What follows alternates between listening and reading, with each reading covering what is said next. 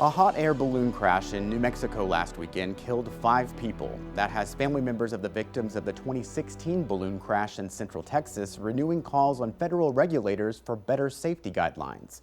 This month marks 5 years since the crash in Lockhart became the deadliest in U.S. history. But investigator Avery Travis has more on why changes to federal rules have not gone into effect. Yesterday, I saw a hot air balloon right in front of my son's house.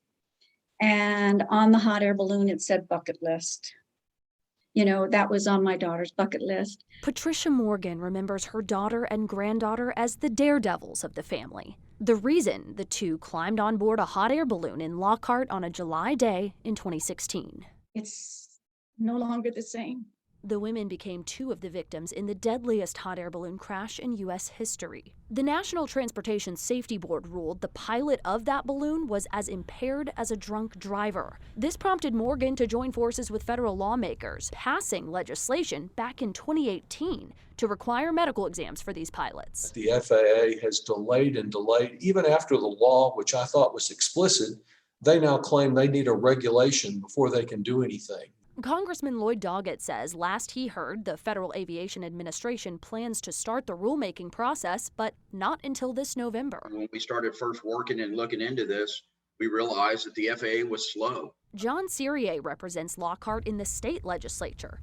He's an airplane pilot himself and says he knows the importance of physical exams for pilot and passenger safety. And I don't know how many more lives may be lost because they have delayed and ignored the recommendation of the National Transportation Safety Board. It was just like reliving the accident all over again. Oh my God, this is sad. The FAA says the pilot in the recent Albuquerque accident did have a valid medical certification. That crash is still being investigated. But as recently as this March, the NTSB recommended more safety requirements for balloon and other paid passenger operations. I just don't think FAA understands the horrific impact this has on everybody.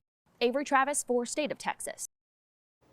The FAA told us they have received the most recent round of safety recommendations from the NTSB. They expect to have an update by the end of this year. One thing that did come out of the Lockhart crash in 2016 was the Envelope of Safety accreditation program. It allows riders to select balloon operators or pilots meeting higher safety standards. Standards include a specified amount of flight experience, pilots must pass a drug and alcohol background check, and those pilots need to be taking safety seminars once every 12 months. Thank you again for joining us for State of Texas. Happy Independence Day. We'll be back next week to bring you an in-depth look at Texas politics.